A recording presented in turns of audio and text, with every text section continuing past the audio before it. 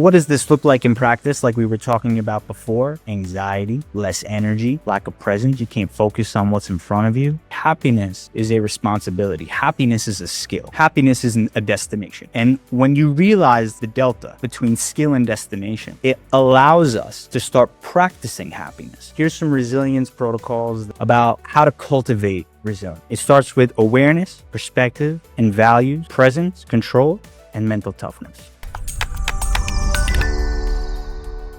Hello and welcome to another Justia webinar.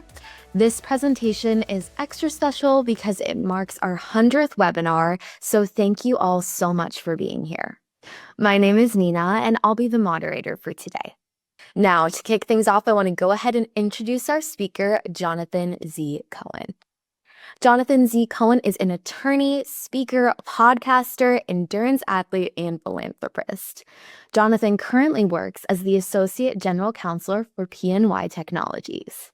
Jonathan's background includes 5 years of public service in 2 different countries as a Bronx Specialist Victims Division criminal prosecutor and IDF infantry combat soldier. Jonathan's community includes 20,000 followers across social media with his podcast streamed in 37 countries. Jonathan educates, inspires, and shares actionable insights to help thousands of ambitious professionals lead a purpose-driven life through stories, frameworks, and systems. The webinar presentation that you're about to watch is approximately 1 hour, and once that hour is complete, Jonathan will be taking questions directly from the audience. So if you have questions that you'd like to submit at any time, you can do so by clicking the Q&A button in the control panel at the bottom of your screen and sending them in there. Now, without further ado, here is Jonathan to discuss strategic resilience, overcoming challenges as a new lawyer. Hello, everyone. Thank you for joining me and Justia today. Nina, thank you for the lovely introduction. And I'm grateful to be the 100th webinar that Justia is hosting. This is super cool. And I don't want to waste any time. I know everyone's time, especially as up-and-coming attorneys, established attorneys, is precious. And we're going to talk about why time is so precious. And I know you got a bit of a background on who I am today, but I wasn't always this person. I struggled growing up. I was someone who dealt with learning disabilities. I had reading comprehension issues. I was diagnosed with critical thinking issues. Standardized testing was not my thing whatsoever. I applied to over 20 colleges and law schools, and the rejections felt like they would weigh me down every single time I opened up a letter. It created this sense of anxiety that I was afraid to engage in my day-to-day. And I was so busy trying to satisfy everybody else, I didn't know what it meant to make the most of who I want to be in this life. And so with all of these labels and names and decisions that people were making on my behalf as to who I was and who I was going to be before I even graduated high school, I had an identity crisis. I wanted to step into another version of myself, but I didn't know how to do that.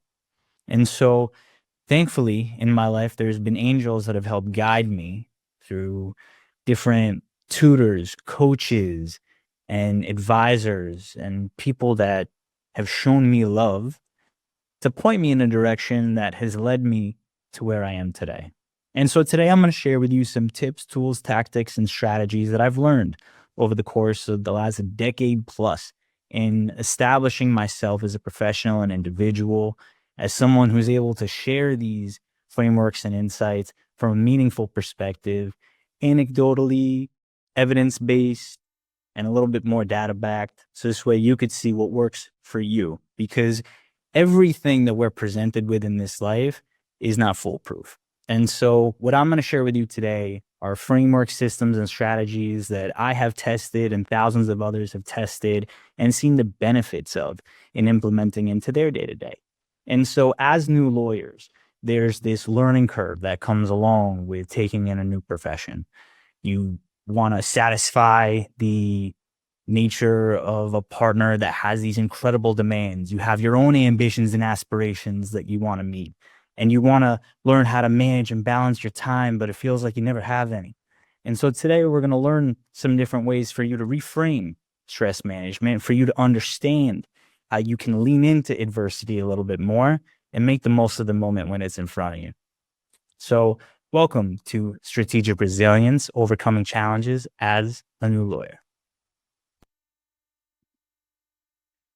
So, you had a brief background on who I am at the top, but I'll just cover it here really quickly. I spent 5 years of my life in public service in 2 different countries as an infantry combat soldier in the Israel Defense Force. I enlisted in the IDF 3 days after I graduated college, in part because I had to defer my college acceptance. I remember when I did tell my college counselor where I wanted to go to college, she so audibly laughed in my face in front of my parents and told me that my parents were going to have to buy a building if I ever wanted to get into Muhlenberg College.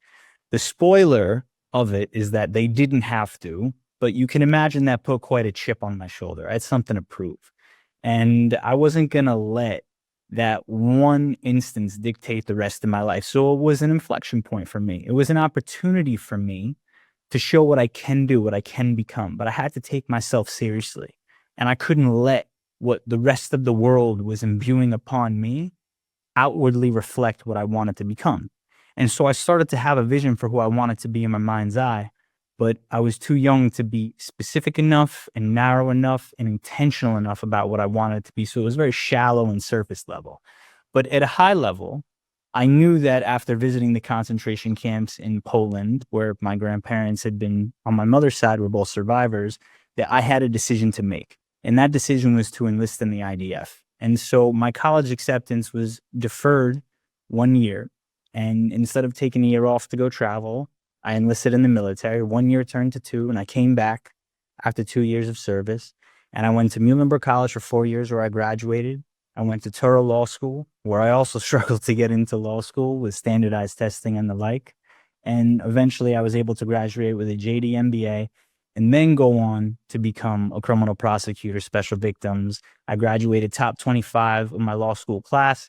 I also was the president of my trial team at Touro Law, where we also were endowed with honor society status after I'd presented to the academic board, and I'd won numerous awards ranging from Cali Awards in criminal law, health law, and mock trials and the like, and ended up winning an award for lasting impact on the law school. Now, again, let's remember, I was someone who couldn't get into school. So this trajectory of becoming an academic from 0 to 1 was quite a journey. And I'm doing my best to simplify it into 90 seconds or less, just to level set the playing field. And not only was I someone who couldn't get into school, I was also someone who couldn't make a team. I tried out for high school basketball and I got cut from every team I tried out for except one, where I sat the bench the whole time. And even growing up, I couldn't jump over a rope. I tried to participate in karate. I tried to participate in soccer. But for whatever reason, athleticism wasn't something that came naturally to me. And I had to work at it over time. And so some of the things that I've done over the last few years have put me in a position to raise awareness for causes that mean something very special to me. It started back in 2020, where I did 1,018 push-ups in an hour, raising enough money to feed over 20,000 people through Feeding America. That led in for me running my first marathon a few months later after suffering a significant back injury. And I had done that virtually, the New York City virtual marathon. And that kind of set me on this trajectory where afterwards I did the David Goggins challenge, where if you don't know what that is, it's 4 miles every 4 hours for 48 hours. And I added 2 miles, which raised over $15,000 towards curing Alzheimer's through research. And after that, I did another challenge where it was a pull-up marathon. I did 1,018 pull-ups in 4 hours that raised over $20,000 for the Friendship Circle, an organization that helps children who struggle with special needs learn real life skills to integrate into society. And that was one of the hardest physical things I'd ever done in my entire life. I'll tell you a bit more about that later. And after that, I ran another New York City marathon. And then in September, I ran a 58-mile ultra marathon where I raised over $29,000 for the friendship circle. Again, that took a little over 10 hours. And the purpose of that was to show myself, while raising awareness for a specific cause, what's possible for me. When I break down the limiting beliefs that I had as someone who couldn't make a team, who wasn't super athletic, who had to put in the work. And so you're hearing these things as if it's, super intense, but at a high level, I've just built a baseline with enough proof. And we'll talk about why establishing evidence for yourself is so important to overcome imposter syndrome a little bit later. And I stacked enough proof with enough wins over time that allowed me to accomplish things like this. And so built in there is a few other marathons and ultra marathons and other physical endurance challenges. But at a high level, that's me putting into practice some of the principles that I have learned over the last few years. And then additionally, I also am a podcaster where at this point it's over 175 episodes with high performers ranging from global best-selling authors that have sold millions of copies of their books like Dr. Edith Eger, Stephen Pressfield, Nir Eyal, Stephen Kotler, John Gordon, a few others, and F-16 pilots, Navy SEALs, 8, 7, 8, and 9-figure entrepreneurs, all with this common through line of how do you overcome the hardest thing that you've ever been through? How do you get through difficult times? What's your mindset like? What kind of questions are you asking yourself? Where is your head, thoughts, feelings, and emotions at? How do you compartmentalize in order to overcome and be of value?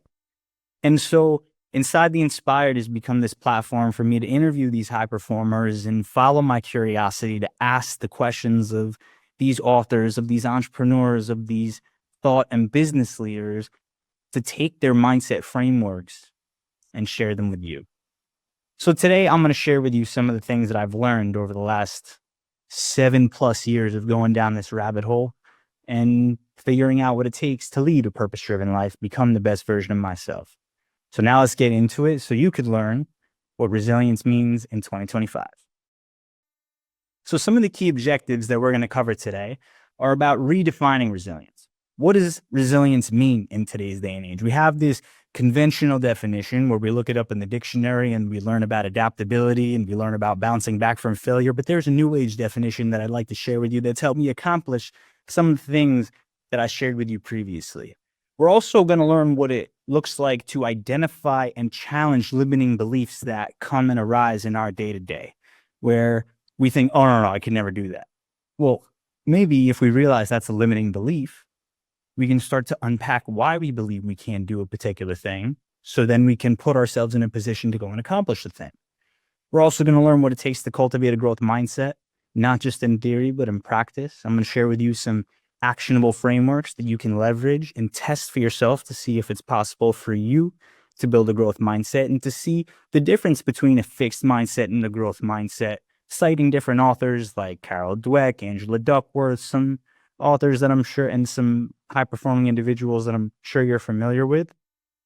And then I'm going to share some anecdotal and other data to help you further understand what it takes to cultivate a growth mindset.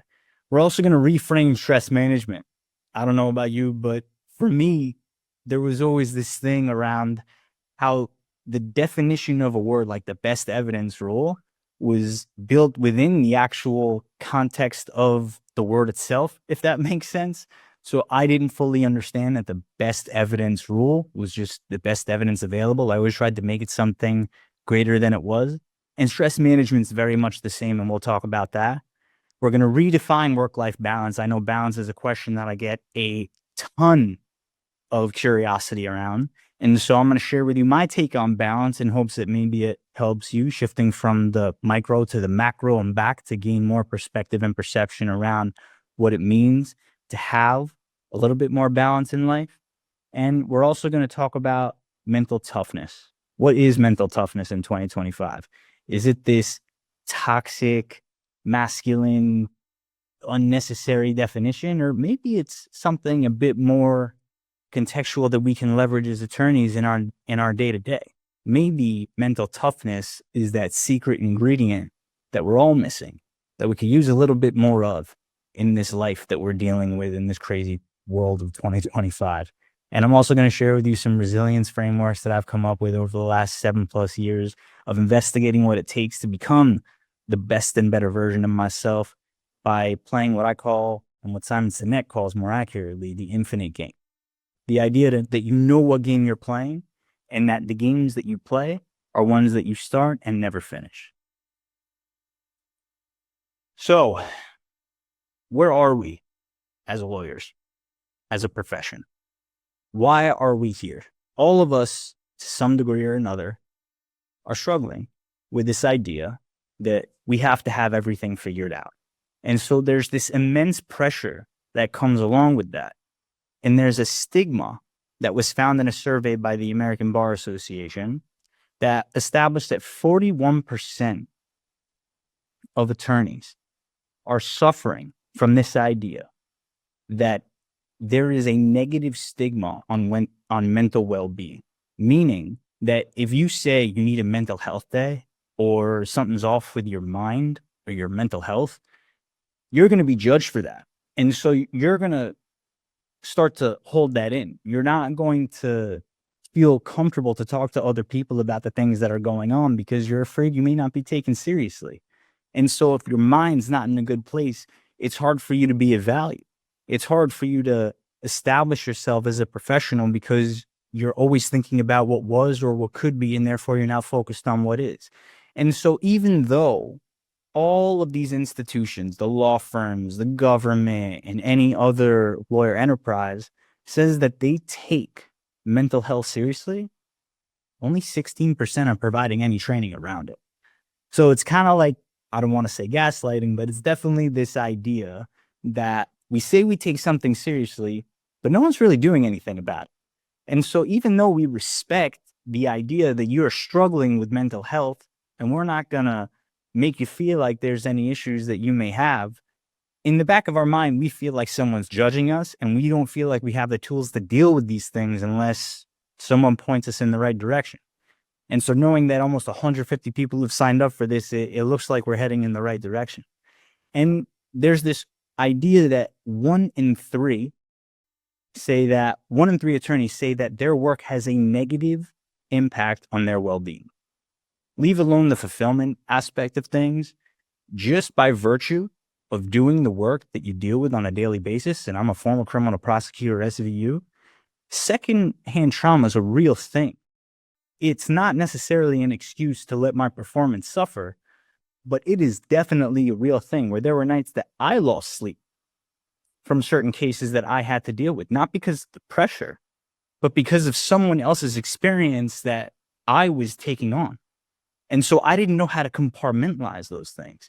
And so when one in three attorneys say that there is a negative impact of their work on their well-being, it's a real thing. And so how do we navigate these things? Well, the reason people don't talk about the negative stigma is because they're afraid that they're going to be treated differently. And we're all very prideful individuals and we don't want to be treated differently. And as a result, we're not going to feel that employers are recognizing the amount of effort that we're putting in despite having these negative emotions in the back of our minds that are manifesting in all of these different ways: stress, depression, anxiety. And how are we going to go about creating a new work culture that we take responsibility for and a lifestyle that we can be proud of so that we can be of value to everyone around us? And so what does this look like? Well, a lot of lawyers struggle to prioritize their mental well-being. And so what this looks like in practice when your well-being is off, for lack of a better way of putting it, is that you feel like you can't ever disconnect. Like work is always on your mind and there's no boundaries with it because we're all reachable 24/7. If there's an email, I'm not responding to it right away, despite the fact that maybe there's nothing for me to really add in terms of value. You just want to see that I'm immediately available. Well, you're not really problem solving. You're just reflecting more of a work ethic. So because you want to show you're working hard, even though there's no real value for you to add, you eliminate all boundaries. And that's a real issue because it can feel like you're isolated as a result. It could feel like you're not taken seriously or like you're being judged. And in that turn, that leads to burnout. It feels like you can never handle all of the stress that comes along in your life because there's some semblance of a lack of presence in your life. And so the irony of all of this is that I'm 35 years old. Attorneys 34 and under are 4 more times likely to report a sense of depression relative to those that have been practicing for decades. And so what are we doing about this? How do we take on a new age definition of resilience? How do we reframe stress management? How do we look at things a bit differently? And so what does this look like? Well, the data says that depression cases for attorneys increased from 31% to 38% from 2019 to 2023. Obviously, we had a pandemic in there and a few other things that happened as the world has slowly taken shape over the last 5+ years, and anxiety has risen along with that. And so some of the solutions that we'll be talking about to deal with these issues, like struggling with work-life balance and trying to understand what we have to sacrifice in order to get the things that we want, is that we're going to understand what well-being is, because we tend to over-index on one area of our life, occupational, personal, mental, physical, and let that identity guide us instead of take responsibility for the holistic approach to things. And so there's different practices that we're going to cover at a high level. This isn't me telling you to go do yoga or to journal. Although those things will come up, that is not the focal point of what we're focused on. What we're going to focus on is the holistic element of becoming a more wholesome and effective and value-driven version of ourselves in 2025. And so going back to that burnout element, here's some data reflecting that between the ages of 25 to 34, that's the age group reporting the most burnout based on a survey of the New Jersey Bar Association.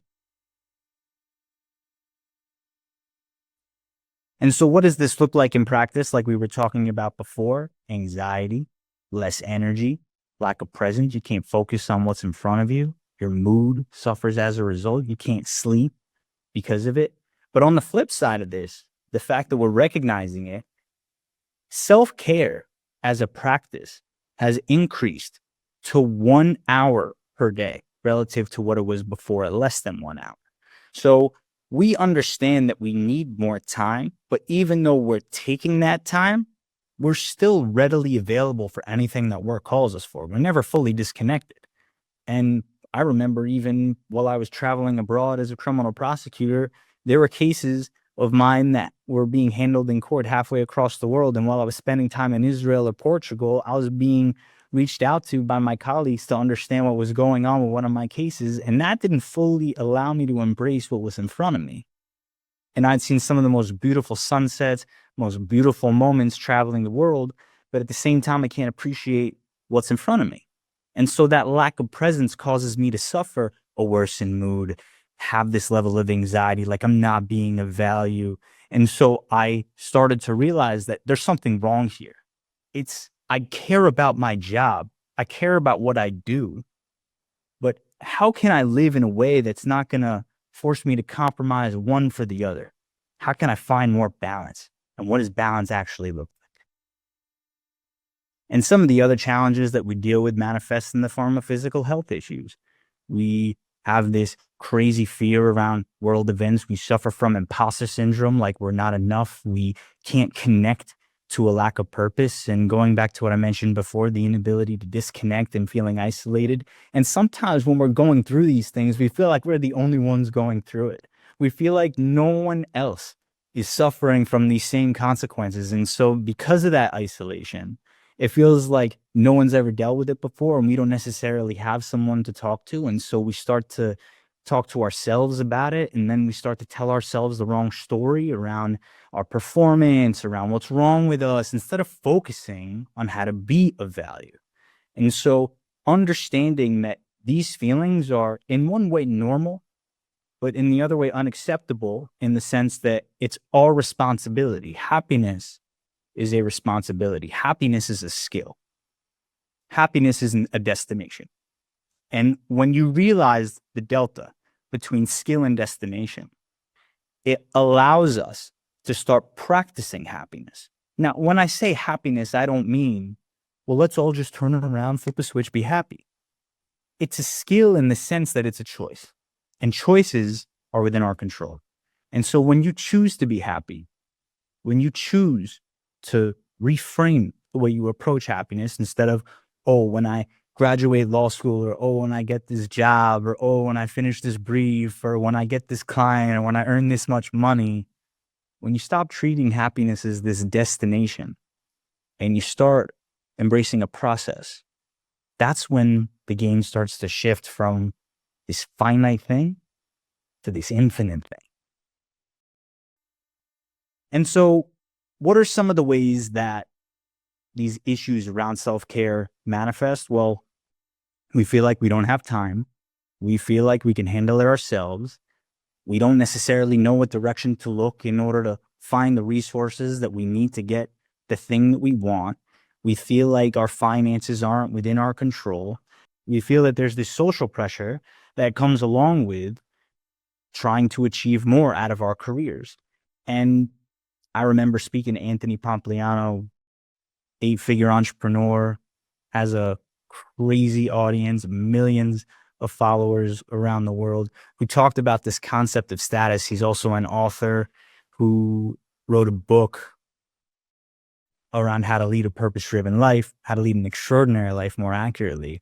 And he talks about this idea that most of us are chasing status, that the material things or the experiential things that we want in life reflect a certain level of status in our lives, that we put this certain pressure on us that don't allow us to live from what's called an intrinsic level of motivation. We have extrinsic and intrinsic motivation. Extrinsic is when we chase things for the sake of the award, for the material thing that we want, for the outcome instead of the process. Intrinsic. Some of the things I mentioned that I did before, the marathons, ultra marathons, and pull-ups and all of that in the podcast, there were no awards for any of that. Maybe the New York City Marathon, there were some medals and stuff, but I wasn't running for the medals. I wasn't doing those things for some type of recognition.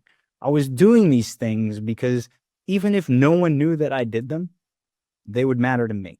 Even if I never filmed another training session, those are the things that matter to me. And so identifying the areas of your life where you're chasing intrinsic versus extrinsic motivation so you can build something called the perfect day. We'll talk about that framework later in the presentation. It's going to help you navigate these pressures around status, stigma, finances, lack of resources, how we can believe in ourselves more, and how we can navigate the time constraints in our lives. So I touched a bit before on what well-being is, but I'm going to dig into it a bit deeper right now. Well-being is this multidimensional definition of what a human is, meaning we're not one-dimensional human beings. There are multiple layers to who we are: mother, father, sister, brother, spouse, professional, athlete, gardener, whatever your level is around the emotional, spiritual, occupational, intellectual, physical, and social areas of your life, we tend to over-index on one of them, which forces us to suffer these, by consequence, symptoms of depression, anxiety, frustration, all these things that come along with feeling like we're suffering. And why that's an issue is because when we put too much pressure on ourselves, it prevents us from being competent in our profession. Now, why does all of this matter? Everything that I'm talking about today. Because at a baseline, the applicable model rules of professional conduct require us to be competent as attorneys. How can we be competent and effectively serve our employees, our employers, our clients, our customers, the people of whatever county we represent, or on a federal level of the state? How can we effectively serve any dimension of our life if we're not competent? And we have an obligation as attorneys to provide competent representation through our skills, through our preparation, through our representation. And so if we're suffering in another area of our life because we can't compartmentalize, because we can't stop ruminating about these frustrating things that go on in our day to day, we can't cultivate a sense of presence, then we're not living up to the applicable model rules of professional conduct around competency. And this is key because we have an obligation. And even though we didn't necessarily ask for the pressure that comes along with these things, I was speaking to motivational speaker Ryan Leake. I actually ran into him in the airport recently, 2 days ago. Who's on the podcast, inspires millions of people around the world. He's written multiple books. And if you don't know who he is, I would definitely look him up. Really phenomenal individual. And we were talking on the podcast, and he was saying that this idea that they've been wrestling with is that when they took on whatever responsibility they currently have in their life, to become an attorney, to become a father, to become a husband, or whatever role it is that they're chasing, they didn't think about all of the consequences that come along with it. And so when the good things happen, they celebrate. When the not so good things happen, they forget. Well, you asked for this. You wanted to be one of the greatest speakers in the world. Did you think you weren't going to have to get on any planes as a result of that? You wanted to become an attorney. Did you think you weren't going to have to pull any late nights as a result? You asked for this. You wanted this. And so if you're not constantly reflecting back to that intrinsic motivation, that purpose-driven approach as to why you want to do these things, then your competence will suffer. And so relating it all back, let's get into some of the ways that we can cultivate a sense of competence beyond our skills, our preparedness, and our representation that I know everyone at a baseline already has here. And so here's some of the risks that come along with not maintaining a certain level of competence. The quality of our work suffers. We miss deadlines. We don't know how to communicate accurately because we're so focused on making sure that we satisfy our boss or the client that we think that if we keep these things to ourselves that we're dealing with, instead of seeking out someone to help or dealing with these problems in a more effective, process-driven way, then the communication suffers. And as a result, our clients complain and we're not living up to the best version of who we can be. And that makes our reputation suffer. There's less trust, and you can't have relationships without trust. And so these are some of the risks that come along with not maintaining a certain level of competence. And so part of being able to maintain well-being, a level head, a level heart, that holistic element of what I was referring to, is mental fitness. I was speaking with the CEO of athleisure company Roan. They're the official sponsor of the NBA. They have incredible representation ranging from Kevin Love to other athletes. And he talks about mental fitness as a core competency and a core value of their company that has risen over the last decade. And so mental fitness, just like we have physical fitness, is a state of well-being that helps us keep our brain and emotions healthy. But what does that mean in 2025?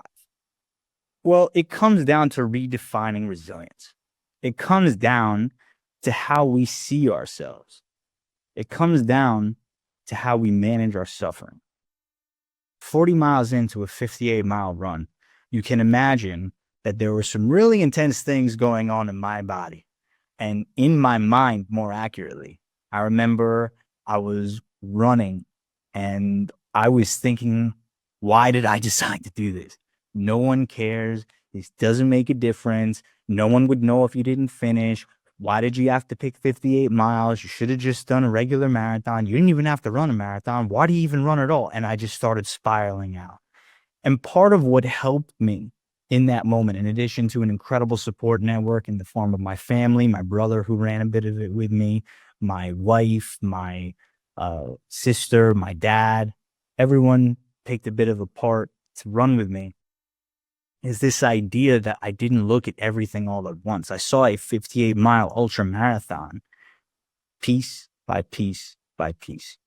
And so I wanted to look at this situation instead of thinking about all 58 miles at once as a puzzle. And if I could just get this one piece and this one piece, these 3 miles, these 5 miles, these 8 miles, these 2 miles, 40 miles in, it was just about getting to 40.1, then 40.2. I was almost at 40.5. And if I could get to 40.5, then I could get to 40.6. And then I'd eventually be at 41. And then it would just be about getting to the next point 1, point 2, point 8, and the like until I finally reached it. Because when you have 18 miles in front of you, 40 miles in, you're like, why did I even bother do this in the first place? And so by managing my suffering, by learning how to look at things piece by piece, I took on this new age definition of resilience. The same thing with the pull-ups. Now, I know that some of these examples may not necessarily be relatable for some of us, but hear me out.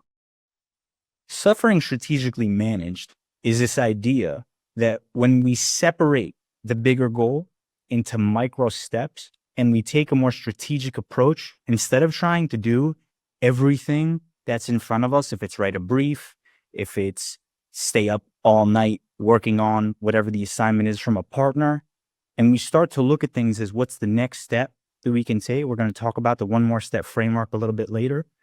When we manage our suffering accordingly, and it's less about bouncing back from the failure and more about this idea of taking things on one step at a time and managing things strategically, then it's less about throwing myself at the floor or kitchen sink approach, seeing what hits, and more about taking on strategy, more intention.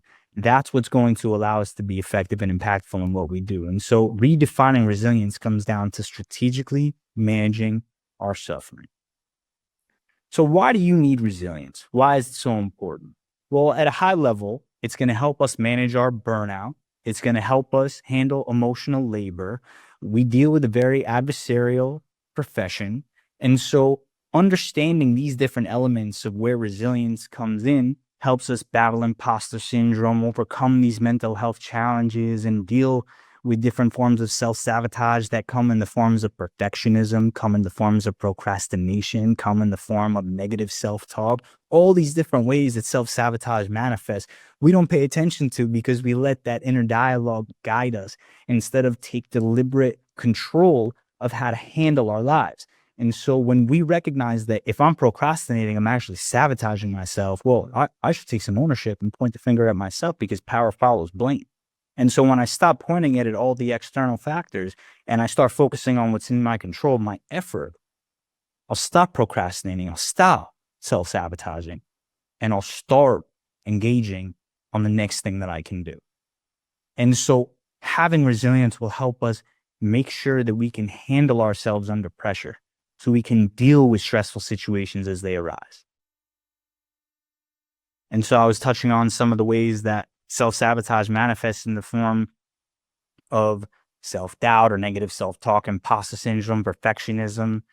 When I learned this, when I found this out, and I realized that self-sabotage is this self-induced way of, remember going back to that best evidence rule example, this self-induced way of suffering, it means that I have to start to take responsibility for the conversation that I have in my head. And so when that doubt starts to creep in, I have a choice to make. I can take action and do something about it, or I can just let this weak, false narrative guide whatever the next decision is going to be. Now, I know all of us suffer with this because we're human. Professional athletes suffer with it. Doctors suffer from it. Whatever your profession is, you dealt with it in some way, shape, or form. And so how do you navigate these things? It starts with awareness. And so at a high level, I was speaking with high-performance psychologist, Dr. Michael Gervais, who's worked with Olympians, authors, professional athletes, Super Bowl champions, Fortune 500 CEOs, like the CEO of Microsoft, Satya Nadella.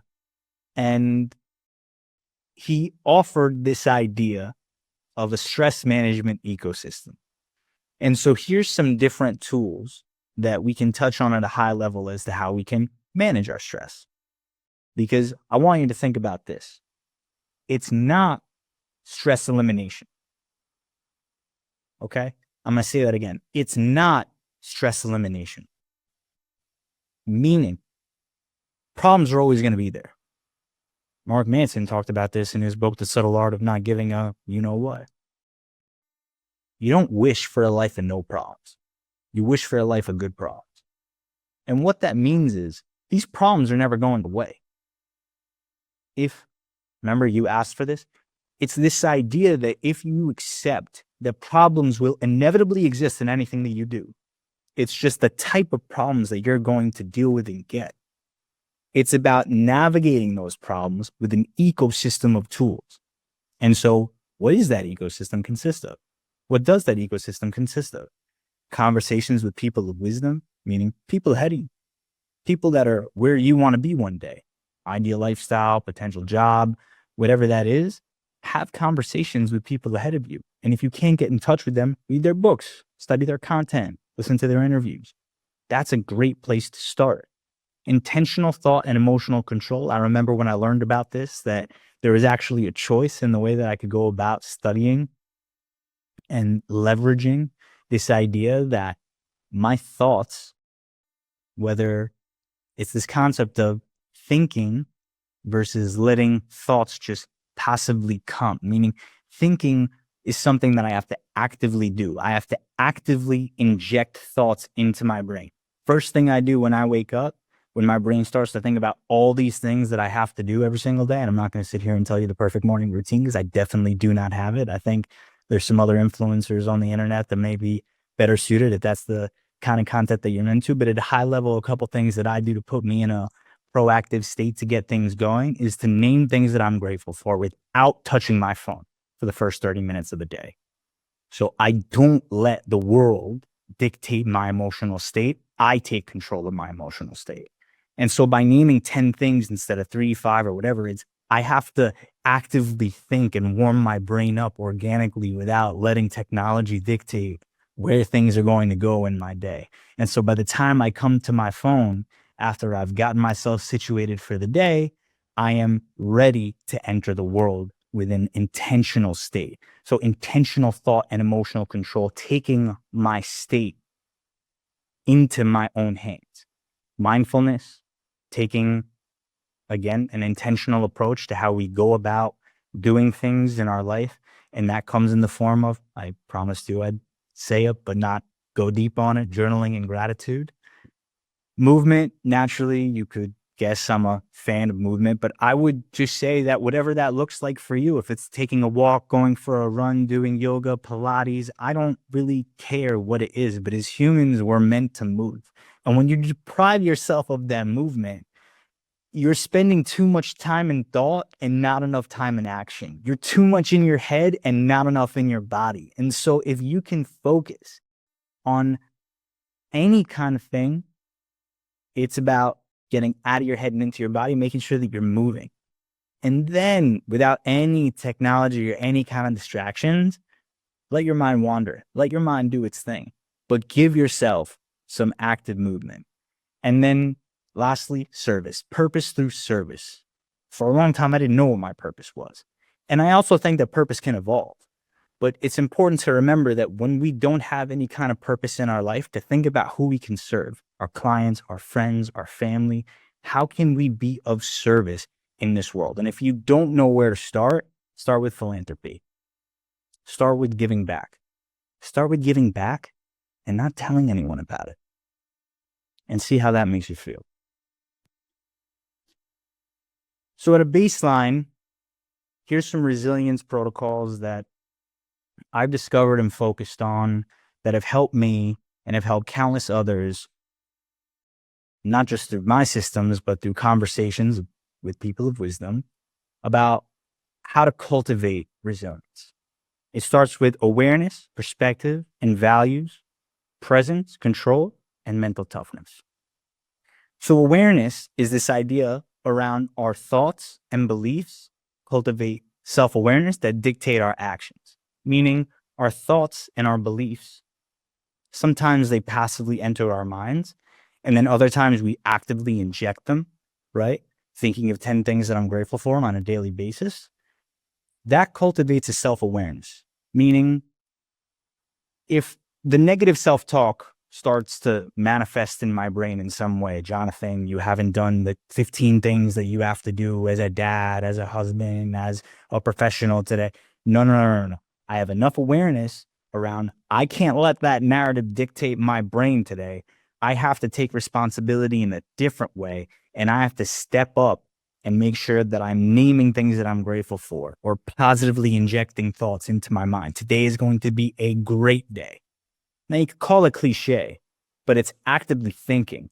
It's priming yourself for putting yourself in an ideal position to unleash and unshackle yourself from limiting beliefs in your life that are going to positively situate you to take action on the things that you want to in your life.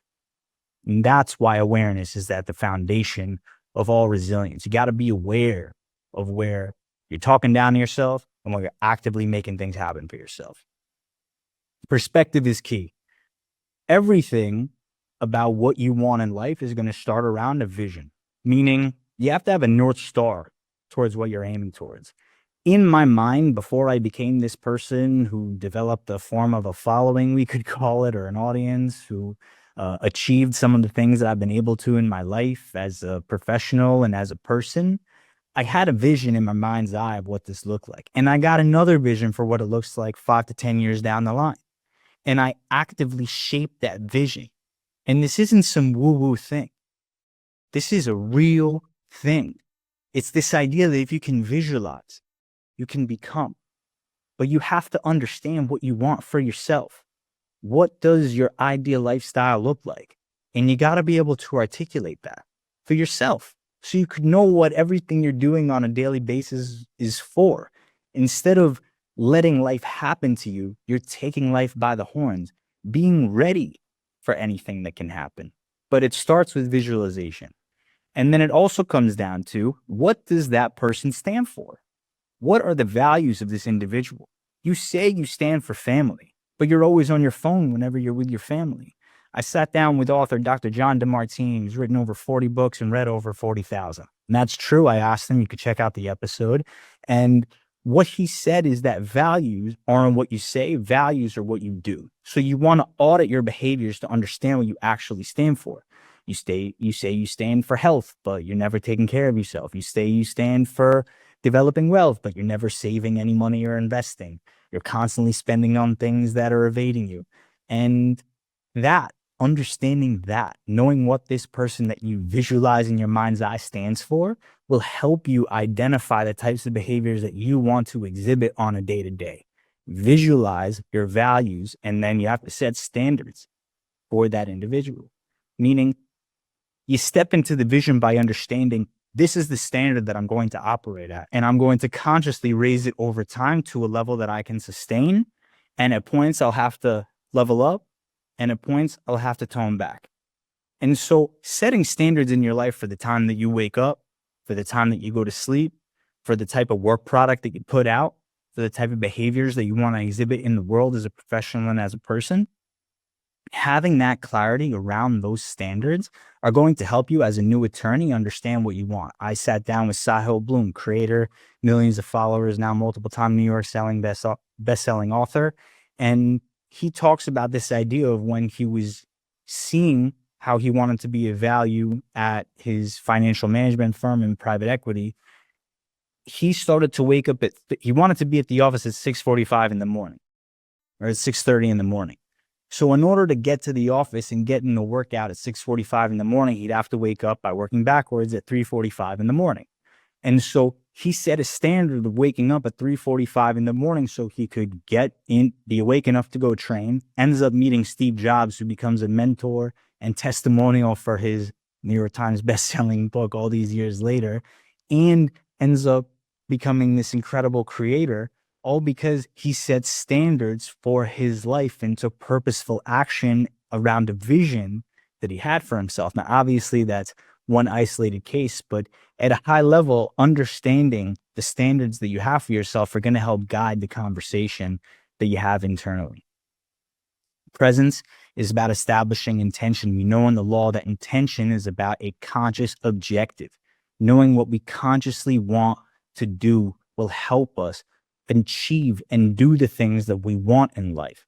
We have to be intentional about our behaviors. We can't let life just happen to us, right? We got to take life by the horns. And again, I'm going to briefly touch on purpose through service. If you don't know what your purpose is, start with how you can give. Who can I help? And then accountability, follow through on your word.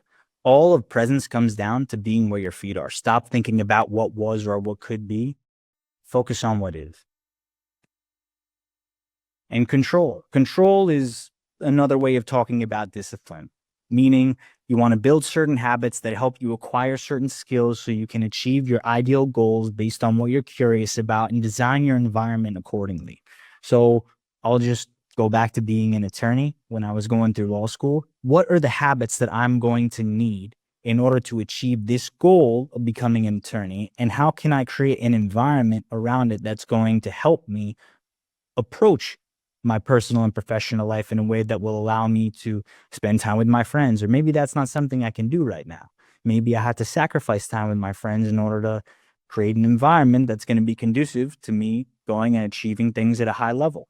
When you understand what habits you have to embody in order to achieve the outcomes that you're after, that through line, that connection is about the skills, the gap, the skill gap, and the knowledge gap that you're going to have to cure through intellectual curiosity, meaning you're going to have to get curious about how you can get better, right? That's why we have continuing legal education, so we can take on new content and information to help us refine our skills to continue to be of value. And I'll just give one more example. It's like this idea of when you go out for a morning run, or if you want to set up the perfect morning routine, creating an environment like laying out your shoes the night before, or putting the coffee pot in the coffee pot before you go to sleep. So when you wake up, all you have to do is hit the on button, delaying gratification. Designing your environment around what's going to cultivate your ideal lifestyle is what's going to create control in your life. And remember, these are your choices, and your choices are within your control. Let's touch on mental toughness briefly. This idea that you have a focus and a holistic focus around what it takes to achieve at a high level when you do not want to, meaning how do you operate regardless of how you feel? And so for me, mental toughness is a practice. It's something I have to work out every single day, and it comes with this awareness, right? But for me, mental toughness is composed of self-love, self-sufficiency, discipline, grit, gratitude, fortitude, and how I talk to myself. And so mental toughness is an attribute that determines your ability to consistently perform under stress and pressure. But here's how some of the experts that I've sat down with define it. John Gordon, 17-time best-selling author, speaks to professional sports teams, Fortune 500 companies, and the like. And he defined mental toughness as the ability to rise above your circumstances and thrive no matter what you're facing. Michael Gervais, I mentioned him before, world-renowned. This individual talked about mental toughness as a form of optimism with the clarity of a compelling future, with the connection to a purpose, along with disciplined self-talk. Meaning, when you combine all of these elements, you get mental toughness. And lastly, Dr. Edith Eger, I sat down with her as well. She is a Holocaust survivor and a world-renowned psychologist, and the protege to Viktor Frankl. Also wrote an incredible book called A Man's Search for Meaning. And she wrote a book called The Choice. We've talked about choices quite a lot. And as a survivor of a concentration camp, she talked about how the key to the concentration camp in our mind is often in our pocket. And that goes back to the choices that are within our control. How are we going to make the conscious choices to help us reflect and do the things that we need to do so we can be of value and spend less time in thought and more time in action? And here's a few other definitions from a few other experts. Jennifer Cohen was another creator, author, millions of followers, talked about this concept of boldness as a crucial component of mental toughness. Rich Diviney, ex-Navy SEAL commander, talks about mental toughness as an attribute on courage, perseverance, compartmentalization, and your ability to push through challenges. Jay Billis, he's former Duke basketball player, also played professionally. Now he's an attorney and famous broadcaster. Easy to play with, hard to play against. It's about the grit and the resilience. Michelle Curran, F-16 fighter pilot, recorded an episode with her live in a airplane hangar, a story for another time. Overcoming fear is the key to mental strength, and you overcome fear through repetition. She was a female fighter pilot in the Air Force when less than 2% of fighter pilots were female. And she had to overcome this stigma that came along with that responsibility. And she found through her experience that the more you do something through repetition, the more reflexive it becomes. And as a result, you're able to overcome fear. And then lastly, multiple time best-selling author and leading expert on flow state, Stephen Kotler, talks about how attitude and mental toughness is simply another word for mindset. So when you're not embracing the right attitude, it means that your mindset's off. So if you want different results, it starts with taking a different approach. And a different approach starts with having a different attitude. And so at a high level, these are some of the resilience protocols that we're dealing with. So now I want to talk to you guys about resilience frameworks. For me, this is my favorite part because I have dealt with these things personally. I have been putting these frameworks through the ringer. I have more that I'm developing, but why resilience is so important is because we have to understand that these frameworks are going to help us cultivate a sense of resilience theoretically. But how are we going to put them into practice? And so these aren't necessarily ones that you're going to see on the internet because they're original, in the sense that I wanted to think of things from a different way. And I wanted to take how I saw life and put perspective around what it takes to do certain things that are objectively difficult. Doing thousands of reps, running thousands of miles, sitting down with hundreds of experts, reading hundreds of books, graduating top of my class, getting all of these different accolades, and all of that's cool. Like, don't get me wrong. But by no means have I arrived anywhere. And by no means am I some special person. I think that all of us have something unique about us, but we spend so much time in our feelings instead of time doing the thing that we want to do, that if we had a process for synthesizing how we go about life, it would help us go through the bad times with more grace. It would help us process things with less pressure and experience less stress so we can actually take meaningful experience from whatever the hard things are that we're going through. They say that certain things happen to certain people because we're the ones that can handle that, meaning if it happened to someone else, they might break, but not you. And so here's some of the frameworks that I've designed and outlined over the last few years that I'm going to share with you here today. The first one is the straight line method. Now, the straight line method is this idea that when what you want, say, and do all align, it points like a compass towards your true north, meaning the thing that you want to do. Anytime what you want, say, and do are not in alignment, you're likely not going to achieve the thing that you want. If one of these is off, if the desire is off in some way, or your words aren't reflecting your desire, or your action is not aligned with the former two, why would you end up achieving the outcome? And then in turn, why would you complain about getting results for things that you didn't do? Why would you be shocked at that? But anytime that I've achieved anything in my life, it's come down to what I want, say, and do all align. When I wanted to become a JD MBA, I set the intention, that desire, that conscious objective. I said it out loud. I followed through and I took action every single day towards that thing. And so how does that help you as an attorney? Well, maybe you're a junior associate who's spending time and energy trying to impress partners instead of build meaningful relationships with clients. And the straight line is about becoming a trusted advisor, meaning you want to be an effective attorney, not just a legal technician who's reactive to everything that the world and your firm is saying that you should do. And now you can filter everything through that lens of this is who I want to be.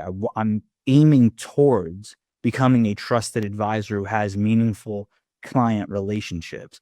And so a straight line is about aligning what you want, say, and do. And so if you're not achieving something in your life, it's because your actions aren't aligning with your desire, or you're not speaking along with your desire, or your desire isn't actually your desire. So make sure that you operate in what's called alignment, a very simple straight line, and that the straight line method can help analyze and pinpoint where something is off in your life so you can meaningfully make a difference in your actions or your words or your desire. So you can have honest conversations with yourself, a straight line through. And that is the straight line method. But how does that help you build resilience? Well, it helps you stay grounded in purpose. It makes you focus instead of dealing with office politics or any other distractions. You're reconnecting with origin stories around your initial desire for the thing. Again, I'll refer back to that conversation I had with Sahil Bloom. He gives the example of, let's say you had a flight to make at 6 a.m., you'll wake up at 3 to make sure that you hit that flight. But if you have a 6 a.m. workout or a 6 a.m. meeting, you have a much more difficult time waking up. And that isn't a skill problem. It's a desire problem. It's you want to make that flight versus I don't really care enough to make that other commitment. And so when you feel disconnected from purpose, it's easy not to have a straight line. So ultimately, when you align what you want, say, and do, you'll have a straight line through and a true north that you can point towards. The next one is the passenger seat exercise. When I first left the DA's office after 3 years, and I started work as the associate general counsel at PMY Technologies, I had a long commute every single day from New York City to New Jersey. It was a reverse commute. And on one side, I didn't hit the traffic coming into New York, but on the other side, I hit the traffic coming back into New York. So I wanted to stop wasting time just listening to music or podcasts and telling myself I was being productive. And I wanted to turn dead time into more effective time.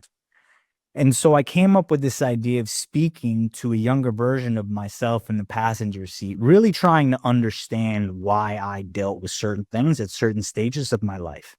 And so the passenger seat exercise is this idea that you imagine a younger version of yourself. For me, it was my 15-year-old version of myself, because I feel like that kid really needs a lot of talking to here and there.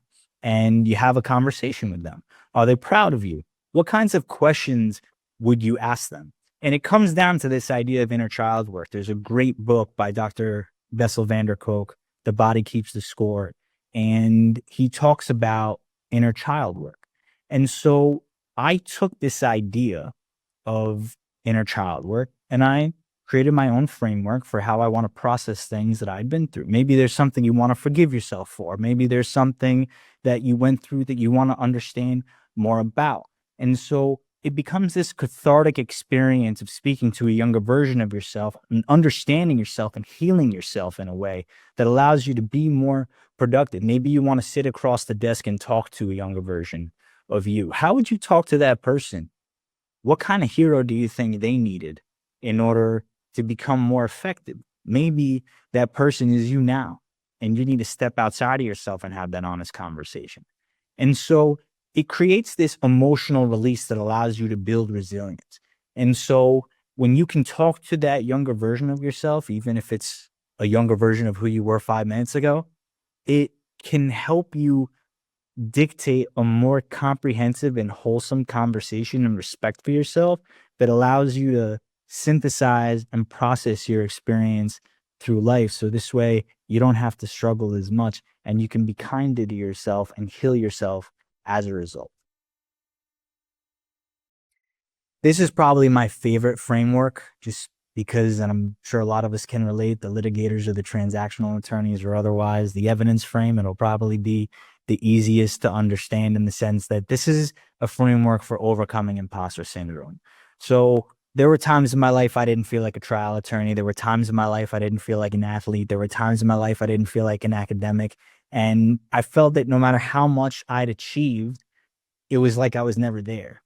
And it was impacting my competence. It wasn't allowing me to serve to the best of my ability to be an effective attorney and a leader and a comprehensive, effective individual. And so I decided to start making a list of things to the point that not even I can question, meaning the burden of proof is that it's unreasonable for you to believe otherwise, that you are not who you say you are. And so if you can take that mentality and that mindset and embrace it of where am I being unreasonable with myself? Where am I unnecessarily dealing with certain things? I remember I asked Jeffrey Kessler, who represented Tom Brady, Michael Jordan, Tiger Woods, NCAA athletes at the height of all of their issues, and asked him about the idea of imposter syndrome. And it wasn't something that he ever dealt with because he knew how to compartmentalize. And for me, that was very humbling because I've dealt with imposter syndrome quite a lot in my life. And I wanted to overcome this idea. And so you overcome it by listing out all of these things that make you an effective advocate. If you're a big trial, if you want to be a big time trial attorney, how much evidence are you going to give yourself that helps you establish that you're a big time trial attorney? How many closings have you given? How much have you prepared? How much have you put yourself through in order to become this person who can handle high stress in a high gravity situation? And so by listing out all of these things to the point that it becomes unreasonable for you, for me, I didn't want to feel like that kid who couldn't make any who couldn't make any sports team. So I started to become an objectively effective athlete. I started to run marathons, ultra marathons, and do thousands of reps. And it got to a point that it was unreasonable for me to question that I'm not who I say I am. And so that allowed me to tell myself a different story. And when I embraced that and I spent less time around these feelings and more time in action and more time listing these things, creating this evidence that gave me credibility in my field, it allowed me to become an effective advocate. It allowed me to become an effective athlete and allowed me to become, most importantly in my life, an effective father and husband. And so outlining the evidence in your life in moments where you feel like an imposter is going to help you do one of two things: either get over it or identify where you need to create more evidence. And that's also very important because when you start listing out the evidence to do the thing, that's where you're going to start being an effective individual who can add value to situations by pinpointing the areas that you need to develop and work on those weaknesses. And that is the evidence frame. Naming sacrifices is a framework that helps you understand how to process and build discipline. There's certain things that we all want in life, but there's also certain things that we're not willing to give up. And when we realize what we're willing to give up to get the thing that we want, it helps us understand the commitment that we'll have to make to achieve the outcome that we're after. And by naming the things that you have to give up, let's say it's to become a big time trial attorney or to become partner. Well, the certain sacrifices that you'll have to make, time with friends, maybe time with family, maybe. And maybe those are things that you don't want to give up. And so if you want to change the trajectory of your life, then you have to get more clear on the things that you're willing to sacrifice in order to get the thing, instead of wondering why you're putting in all this effort, but not getting all these outcomes. And so naming sacrifices helps you build resilience because you start to understand what it takes. You start to understand what you'll have to do. And then you can make a contract with yourself. You can say, this is what I'm willing to do to get the thing, and I'm going to stick to it.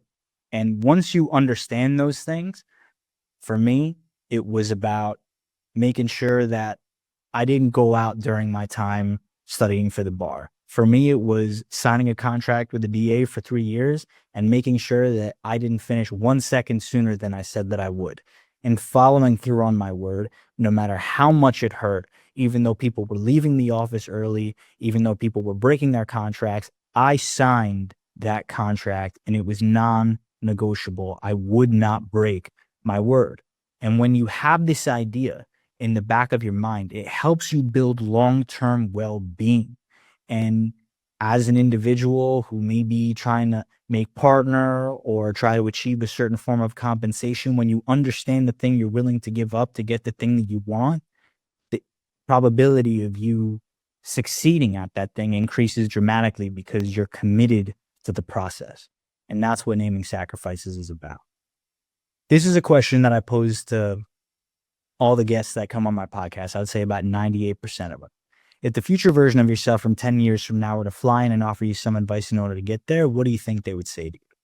Now, my dad has this thing about making sure you don't have too many voices in your head.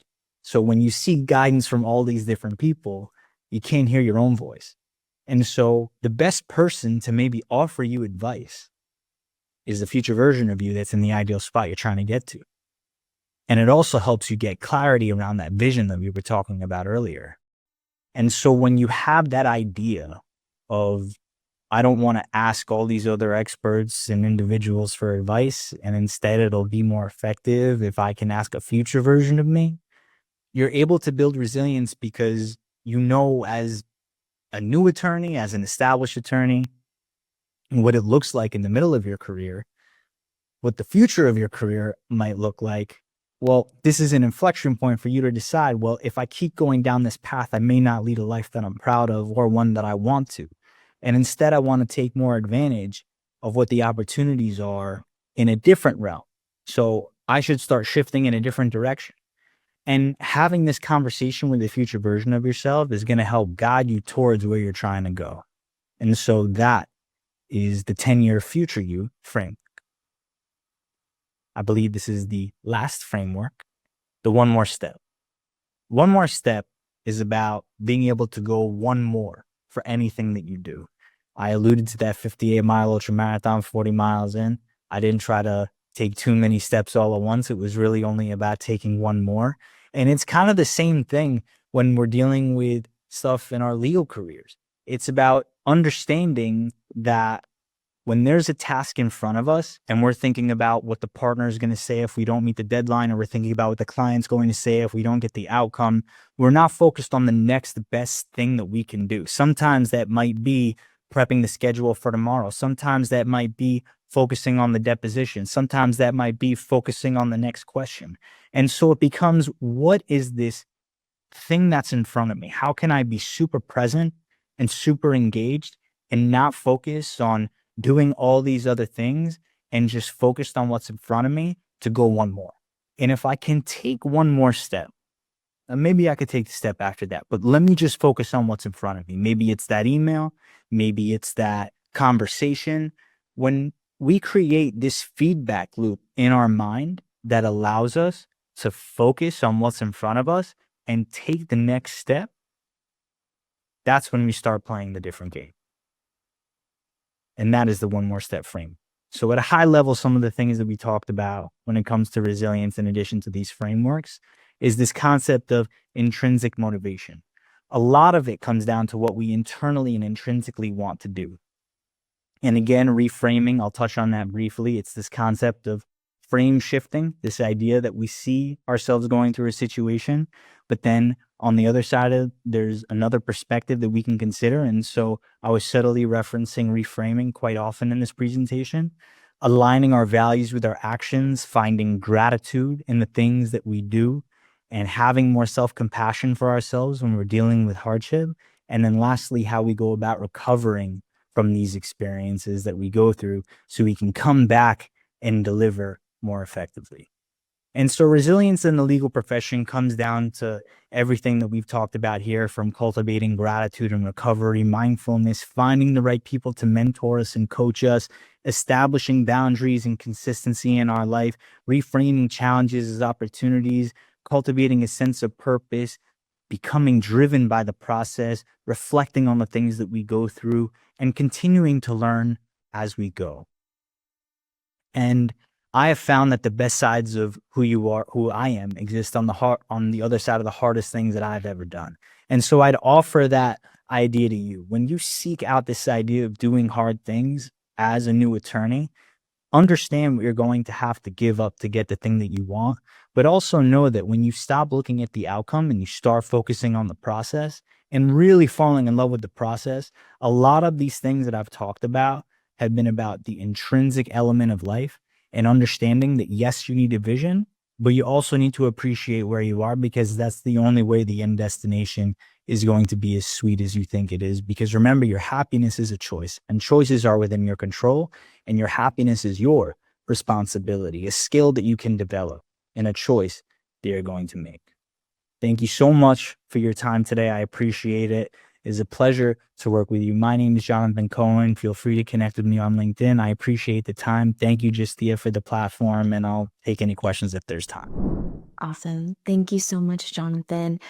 All right, now we can go ahead and move on to audience questions. I know we're a bit over time, so we'll take a few.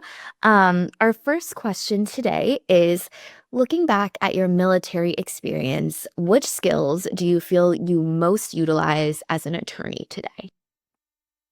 It's funny. I was asked this question when I applied to the Bronx DA's office, and I got to the final round, and the DA asked me this question.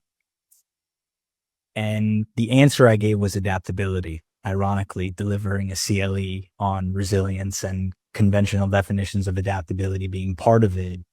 The key is, from my experience, is understanding how much time I have in a day and how I can respond to the situations that happen to me, and making conscious choices around my reactions, meaning that my ability to adapt today and what I learned from my experience in the military around that is about realizing that every single day. I just published an episode with Jason Redman, who had over 40 surgeries after suffering from a catastrophic terrorist attack while serving in Iraq. I asked him, after everything that he had been through, what was the number one lesson? And his answer was that we always have a choice. And I even get the chills thinking about it, because for me, how I go about structuring my choices when things happen to me, that power follows blame. And the more I point the finger at myself and take ownership and responsibility, that's going to allow me to be adaptable practically, meaning instead of letting things just come my way, make a conscious choice in my reaction to have poise, to have grace, to have patience, to have persistence, to have fortitude, to cultivate mental toughness, to hone my discipline in moments that I don't want to. The military taught me and gave me a platform to practice these things. Same with my experience as an SVU prosecutor. But at a high level, that adaptability comes down to being able to make choices that I'm proud of in really intense situations. And that's what I learned from my experience in the military. One of the things. Awesome. Thank you, Jonathan. Our next question is, given that you posed to all the guests on your podcast that question about the 10-year future version of themselves, what would you say is the best answer you've received, or maybe the most compelling answer? That one's pretty easy. And the reason is because it comes down to, I referenced him a couple times, Dr. Michael Gervais, and thank you for all the questions, by the way. He actually said that he would ask himself a question in response to my question, meaning the future version of him 10 years from now would ask himself a question. And the question was, are you making a difference? And that makes me think about how the future version of ourselves maybe, and this is coming from someone who asks a lot of questions, isn't necessarily going to offer us advice of do this or do that. Instead, that person's going to ask better questions to elicit better answers. Awesome. Thank you. We have time for one more question. This next one is, how do I maintain resilience when I feel like I'm constantly behind my peers or not meeting expectations? It's a great question. And you don't compare yourself to who someone else is today or who you were yesterday. Pardon me. You don't compare yourself to who someone else is today, but only to who you were yesterday. And every single day, if you're aiming up towards something a bit greater and you have that conscious objective, that intention, then what you focus on is going back to that one more step framework of understanding that it's less about what other people are doing and what's the next best thing that you can do. That's going to help you anticipate and also be present for things. So it's less about looking at what everyone else is doing. It's more about focusing on what you are doing. And if other people are where you want to be, use that as blueprints, right? Because success leaves clues, as we know. How we look at other people as reference points, not as a means to be jealous of or envious of, but rather as data points to understand, well, how's that person operating in a way that I can extract value from that can help me attain the thing that I want? Because if there's a level of envy or if there's a level of focus on someone else's behavior instead of your own, you're not focused on the things that you can control. And you have to focus on your effort. You have to focus on your output. For me, I'm constantly looking at people that have run hundreds of miles and have earned millions of dollars and all these other things. But they become motivations for me. I have to flip the script. It's not ideal and it's not easy. But when you frame shift and you look at things from a perspective of, well, why do they have this? It's not about that. It's, I maintain resilience by focusing on what's in front of me and what the next best thing that I can do to add value. How can I problem solve for my client? How can I create opportunity in this particular situation? That is the difference in the people that cultivate resilience and achieve disproportionate outcomes. And speaking to over 100+ high performers, there is no, in the words of Matt Higgins, 9-figure entrepreneur who is also on the podcast, guest shark on Shark Tank, all that kind of stuff. He talked about imposter syndrome as there's no final arbiter on belonging, meaning you decide, no one else.